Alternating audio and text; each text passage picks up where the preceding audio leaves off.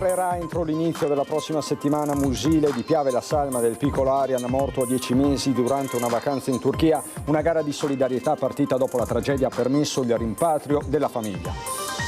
2 escursionisti morti sul versante italiano del Monte Rosa, tra loro una 36enne straniera residente nel Padovano, sorpresi dal maltempo, sono caduti in un ghiacciaio.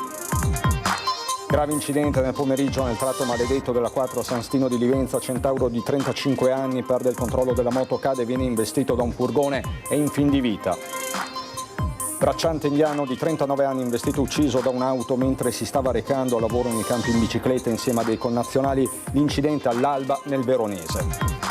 Denunciata per lesioni la minorenne che ieri sera ha accoltellato l'ex fidanzatino 17enne a Salgareda nel Trevigiano. Sullo sfondo la diffusione di alcune foto intime. Continua la missione umanitaria italiana per curare i feriti a Gaza. Delle 31 persone, soprattutto bambini arrivati nelle ultime ore, 6 saranno curati tra Padova e Verona. Insulti e body shaming al presidente provinciale di Fratelli d'Italia, Claudio Borgia. In un post raccoglie gli attacchi e invita chi subisce ad affrontare gli hater. Morto Stefano Dolcetta Capuzzo, l'imprenditore vicentino di 76 anni, rimasto coinvolto 4 giorni fa in un grave infortunio a Cortina. Era stato vicepresidente nazionale di Confindustria. Vigilia di Ferragosto, molti quelli che hanno già raggiunto le località di vacanza, ma sarà un fine settimana da bollino rosso sulle strade, potenziata la sicurezza.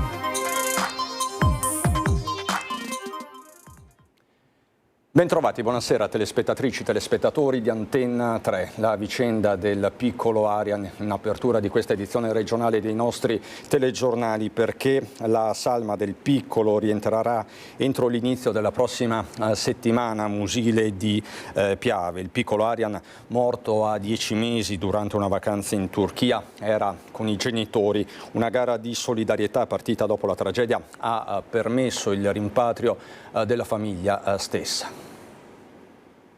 È stato il cuore di un'intera comunità a muovere le pratiche e coprire le spese per riportare a casa a Musile di Piave il piccolo Arian Roman, il bimbo di appena 10 mesi morto il 13 agosto in Turchia durante una vacanza con la mamma Roxana, il papà Bogdan e il fratellino maggiore di 6 anni, mentre si trovava nella località balneare di Lara in Antalya. Pare che ci fossero dei rallentamenti proprio dovuti al consolato turco nella predisposizione del passaporto mortuario. Stamattina ho sentito anche con l'anagrafe mia e anche con quella di San Donà, perché la famiglia era proveniente da San Donà, quindi hanno probabilmente sentito anche quell'altra anagrafe, e la situazione è in via di risoluzione, quindi il bambino non potrà rientrare questa sera con i genitori e con l'altro fratellino, ma mi dicono che alla volta di lunedì, martedì dovrebbero riuscire a rimpatriarlo. Sindaco, lei ha sentito proprio poche ore fa la mamma che si trova ancora in Turchia. Sì, l'ho sentita ieri sera quando ho preso la notizia, appunto mi hanno avvisato che era successa questa tragedia e la famiglia aveva delle difficoltà per la predisposizione delle pratiche necessarie al rimpatrio della salma, e quindi ho chiamato la mamma del bambino innanzitutto per portargli il cordoglio e le condoglianze della comunità musilense a cui loro appartenevano, e anche per cercare di essere d'aiuto in questa circostanza. Arian, grandi occhi azzurri e un sorriso che si apriva sul mondo. Il suo cuoricino ha smesso di battere dopo un malore improvviso. Prima le chiazze violacee sul volto, il colorito cambiato in seguito ad un collasso dovuto a cosa? Ancora non si sa. Delle chiazze, adesso non so l'origine e la causa di queste macchie, di queste chiazze, ma chi lo sa, magari potrà essere un'allergia, insomma sentiremo, so che hanno fatto l'autopsia e quindi capiremo quali sono state le cause. I soccorsi allertati immediatamente, ma parrebbe giunti in ritardo, così dalle dichiarazioni della mamma Roxana al telefono dopo la tragedia con il sindaco Silvia Susanna. Diciamo che quello che più ha colpito è che c'è stato, da quello che ha detto la madre, un ritardo del soccorso a questo bambino. I primi a soccorrere sono stati infatti altri turisti che erano lì nella struttura alberghiera dove si trovavano. La morte del piccolo dichiarata in ospedale dopo il trasferimento in ambulanza. Ora Musile, con la comunità di San Donà, dove la famiglia risiedeva fino a pochi mesi fa, attende in silenzio il ritorno di Arian per l'ultimo saluto che le comunità daranno a quel piccolo grande sorriso spezzato troppo presto.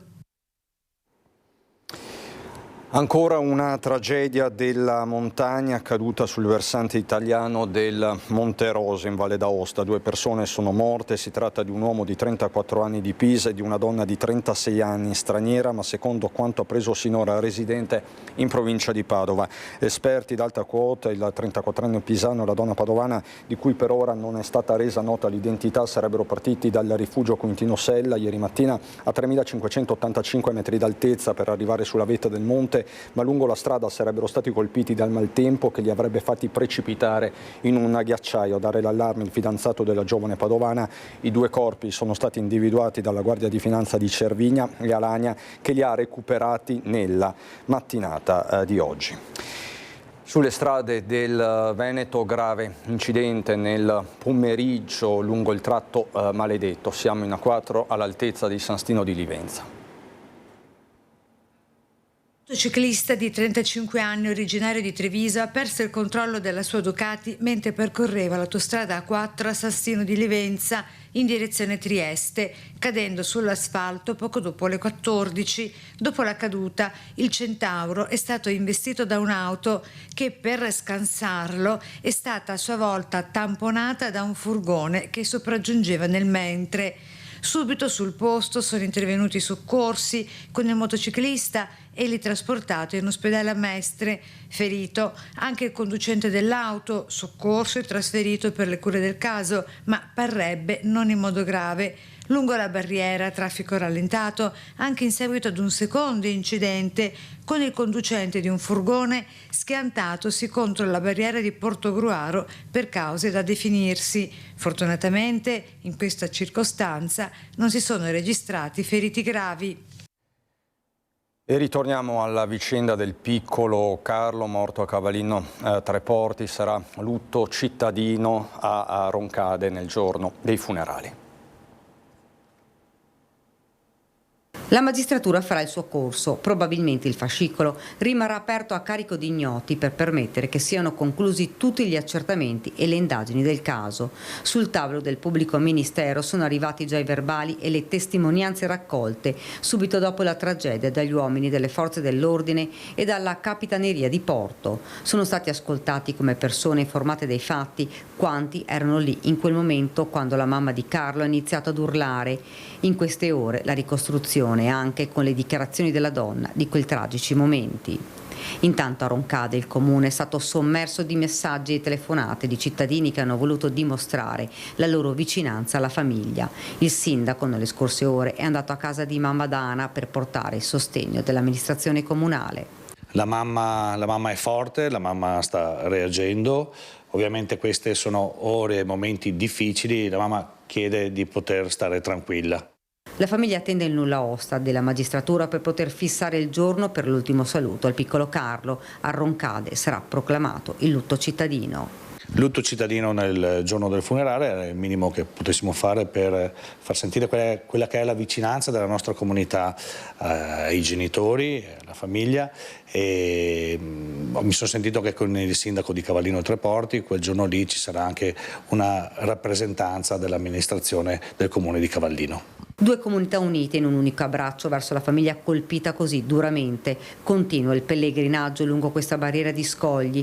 Qualche bambino ha lasciato un peluche, altri un giocattolino. Sono passati dei giorni, ma l'aria che si respira rimane quella di una tristezza infinita. Carlo era arrivato lì per trascorrere una giornata in allegria, il mare, i giochi, le onde.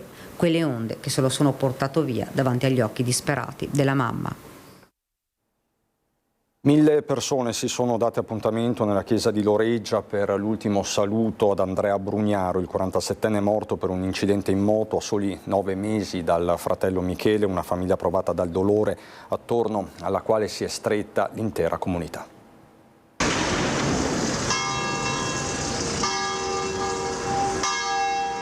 È un dolore palpabile quello che si respira nel sagrato della chiesa dedicata alla purificazione di Maria di Loreggia. Ad attendere Andrea Brugnaro, 47 anni, morto sabato in un terribile incidente di moto, mamma Ornella con i fratelli di Andrea, nello stesso sagrato dove 9 mesi fa l'addio era stato per il figlio più piccolo, Michele.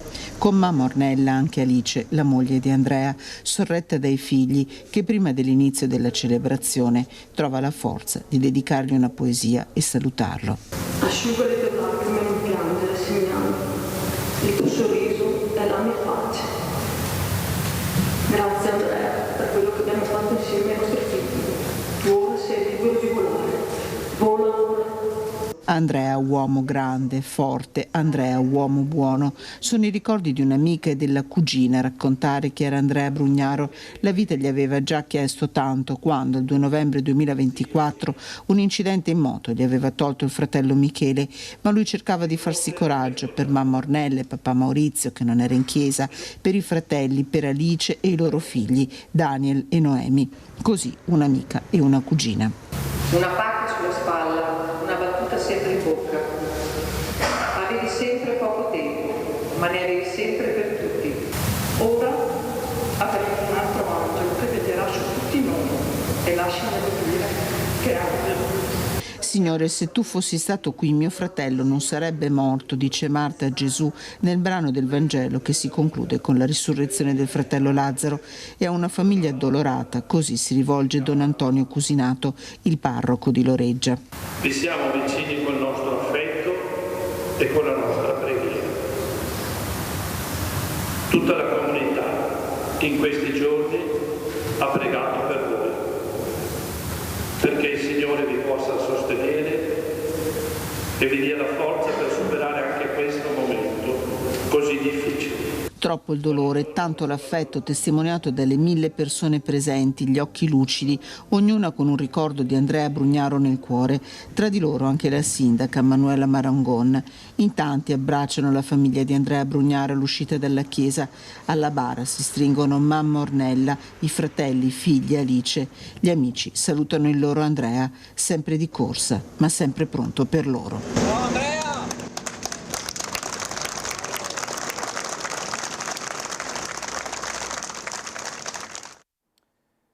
Un bracciante agricolo 39enne indiano, Rattam Ram, è morto questa mattina poco dopo le 5:30, investito da un'auto mentre si stava recando al lavoro nei campi in bicicletta insieme a dei connazionali. L'incidente è avvenuto tra Villafontana e Raldon, lungo la strada provinciale che porta a Verona. Un'auto che viaggiava nella stessa direzione lo ha travolto, uccidendolo sul colpo. Troppo gravi i traumi riportati nello scontro, vanno i soccorsi dei sanitari del 118. Sotto shock l'investitore, che dopo lo scontro si è immediatamente fermato e che ora verrà indagato per omicidio stradale.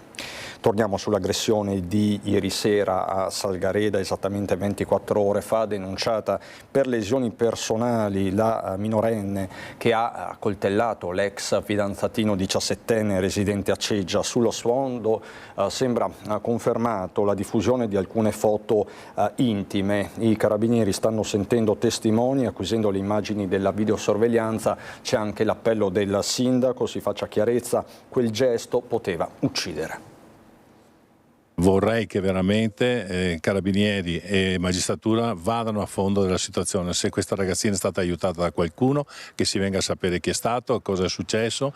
Spero che il ragazzo stia meglio, ovviamente, e che parli, soprattutto dica quello che è successo, che venga fuori la verità. Ecco, questo è importante. Chiede si faccia chiarezza il prima possibile Andrea Favaretto, sindaco di una comunità preoccupata e sconvolta per l'aggressione che si è consumata nel piccolo parco pubblico di Via Soldati, dove una ragazza minorenne residente in zona ha accoltellato l'ex fidanzatino 17enne di Ceggia nel Veneziano, entrambi di origini nordafricane. Il ragazzo è ufficialmente fuori pericolo dopo attimi di spavento e il trasporto d'urgenza con elicottero al Cafoncello. Se la caverà in 2 settimane o poco più, mentre lei ora è accusata di lesioni personali, seppure in stato di libertà, con i carabinieri che stanno procedendo accanto alla procura dei minori. Quanto al movente, Probabilmente la ragazzina avrebbe reagito alla diffusione di alcune sue foto intime da parte del 17enne, scatti proibiti che non dovevano essere divulgati. Anche per questo non si possono escludere ulteriori conseguenze legali. Siamo molto preoccupati per questi ragazzi che risolvono le loro questioni in modo così cruento e violento, e addirittura con il pericolo anche di poter uccidere qualcuno. Ecco. Resta da capire se i due si fossero dati appuntamento o se ci sia stata una sorta di spedizione punitiva con la ragazza supportata da qualche amico o conoscente dei complici. Insomma, quello che è certo è che i due ragazzini non fossero soli. Le nostre telecamere, poco dopo l'aggressione, hanno catturato un confronto accesissimo tra giovanissimi davanti il municipio, a pochi passi proprio da via Soldati. Si parla di carabinieri e di una sedia scagliata. Non avevamo ragione noi perché lei ha fatto la sedia. Lei andiamo dalla Insomma, c'è un mosaico da ricostruire. Anche per questo si stanno ascoltando possibili testimoni. Un ulteriore aiuto potrebbe arrivare dalla videosorveglianza pubblica e privata presente nel cuore di Salgareda. Intanto dal sindaco parte un appello più in generale. Abbiamo bisogno di grande collaborazione da parte delle famiglie, i genitori che siano molto presenti, che aiutino questi ragazzi. Continua la missione umanitaria italiana per curare i feriti di Gaza. Delle 31 persone, soprattutto bambini, arrivati nelle ultime ore, 6 saranno curati tra Padova e Verona. È la notte ad accogliere l'arrivo in Italia di un centinaio di persone dalla striscia di Gaza sbarcate negli aeroporti di Roma, Pisa, Milano Linate. 31, soprattutto bambini, sono feriti e nel nostro paese riceveranno cure adeguate. Dei 31, 6 atterrati in Lombardia grazie agli operatori del SUEM 118 sono già arrivati negli ospedali del Veneto. A Verona saranno curati un quindicenne con ferite da scoppio e una bambina di 8 anni. A Padova una mamma di 42 anni che ha subito l'asportazione delle dita della mano sinistra e 2 figlie di 18 e 8 anni, tutte con gravi amputazioni, con loro anche un bambino. Un'accoglienza che si farà carico di dare ospitalità alle famiglie grazie a una sinergia creata dall'Associazione Sanitari per Gaza e dall'Associazione Padova Abbracci Bambini, che già accoglie 9 piccoli pazienti con le loro famiglie, aiutandoli anche nell'inserimento scolastico e che sta ricevendo tantissimo aiuto dai cittadini. In Italia in totale dall'avvio dell'operazione sanitaria nella martoriata striscia di Gaza sono state accolte 914 persone. Insulti e body shaming al presidente provinciale di Fratelli d'Italia, il trevigiano Claudio Borgia. In un post raccoglie gli attacchi e invita chi subisce ad affrontare gli hater. In Veneto c'è una bellissima parola che li distingue, che è appunto porigrami. Questi sono: sei grasso, fai schifo, ma il palco regge? Sono solo alcuni degli attacchi ricevuti dal presidente provinciale di Fratelli d'Italia, Claudio Borgia. Ne ha raccolti alcuni, evidenziandoli in un post che ha un obiettivo preciso: dare voce alle tante persone che purtroppo sono vittima di bullismo. Questo post nasce da una discussione che ho avuto con qualche genitore, con qualche amico di famiglia che mi ha raccontato che in particolare una famiglia ha una ragazza, una figlia che si è rinchiusa in casa perché è stata presa in giro per il suo aspetto fisico, no? Cercare di dare coraggio e di spiegare che bisogna cercare di superare questi commenti negativi, che bisogna non dare retta agli haters, ai bulli. Attacchi che nulla hanno a che fare con la politica, nessun odio, nessun rancore da parte del leader meloniano della Marca, ma la consapevolezza che insulti di questo tipo vengono rivolti anche a chi non ha una posizione pubblica e di potere. Gli insulti sono sempre gratuiti e a me lo fanno perché ovviamente quando non hanno argomenti attaccano sul personale, però io devo dire la verità, ho una scorza molto importante, molte altre persone non ce la fanno ed è per questo che ho voluto scrivere questo post. È morto Stefano Dolcetta Capuzzo a 76 anni. Dopo 4 giorni di ricovero l'imprenditore era rimasto coinvolto in un grave infortunio a Cortina d'Ampezzo, figura di spicco dell'imprenditoria vicentina, veneta e italiana, cavaliere del lavoro. Dal 2015 aveva guidato a lungo la FIAM, azienda di famiglia di Montecchio Maggiore nel settore della produzione di batterie e avvisatori acustici. In passato aveva ricoperto il ruolo di vicepresidente nazionale di Confindustria. A stringersi alla famiglia tutto il mondo dell'imprenditoria e della politica. A 7 anni dal crollo del Ponte Morandi, in cui perse la vita anche il vicentino Vincenzo Licata, l'amministrazione comunale di Vicenza a Genova per le commemorazioni ufficiali delle 43 vittime. Sono ancora negli occhi di tutti le immagini drammatiche del crollo del Ponte Morandi. Il 14 agosto di 7 anni fa, la tragedia in cui persero la vita 43 persone, tra cui il vicentino Vincenzo Licata, il 58enne di origini siciliane che aveva eletto il capoluogo berico come sua città d'adozione, dove era socio di una cooperativa di autotrasportatori, anche lui travolto dal tragico schianto mentre percorreva il viadotto. E proprio lì, dove l'Italia si è stretta ancora una volta, anche Vicenza ha voluto essere presente per commemorare le vittime. Oggi sono a Genova a nome della città di Vicenza insieme a tanti altri amministratori locali per ricordare le vittime del crollo del Ponte Morandi. In quell'immane tragedia il 14 agosto del 2018 morì anche un vicentino, Vincenzo Licata, e questa mattina lo abbiamo ricordato.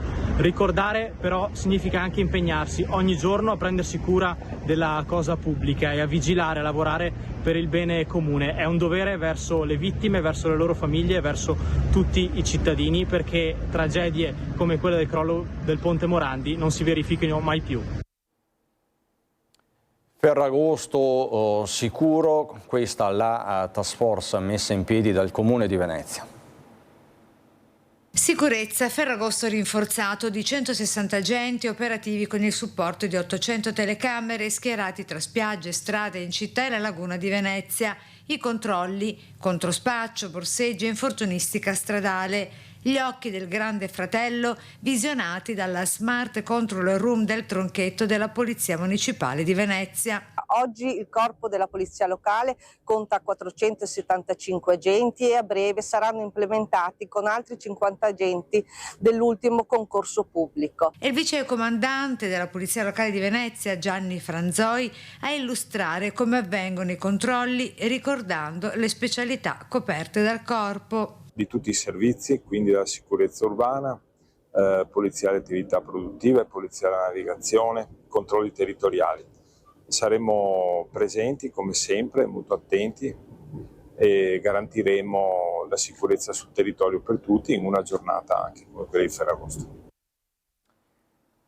Ferragosto, tra consuetudini, divertimento e piccoli riti, il nostro Francesco Rattai ha chiesto ai padovani che cosa faranno nelle prossime ore. Ferragosto mi trovo con amici. Cosa farà a Ferragosto? Penso vado con amici in montagna. Qual è la tradizione che di solito si fa a Ferragosto? Per lei, intendo. Una grigliata con gli amici. La tradizione è di solito di passarlo in vacanza insieme agli amici e fare delle cene di solito in spiaggia. E cosa c'è sulla tavola di Ferragosto? Spaghetti con le cozze. Comunque sì, a base di pesce ovviamente, tutto spaghetti a vongole, frittura, cozze, l'impeprata di cozze tradizionale. A Ferragosto andrò a trovare un parente a Verona che mangiamo insieme di solito. E cosa c'è sulla tavola di Ferragosto? Ma di solito lui fa robe ai ferri. Rimango in città, quest'anno è andata così. Di solito dove vai invece? Al mare. Vado al mare, spero di andare al mare almeno, anche se probabilmente ci sarà coda al rientro, però magari partiamo prima, spero di andare al mare. Andrà con amici? Vado col mio ragazzo, sì, Quindi, sì, con loro e ci sono anche degli amici poi lì che ci aspettano. Questi i progetti dei padovani, ma sicuramente non solo dei padovani. Buon Ferragosto davvero a tutti voi da parte della redazione di Antenna 3. Subito dopo la sigla c'è il meteo. Buona serata.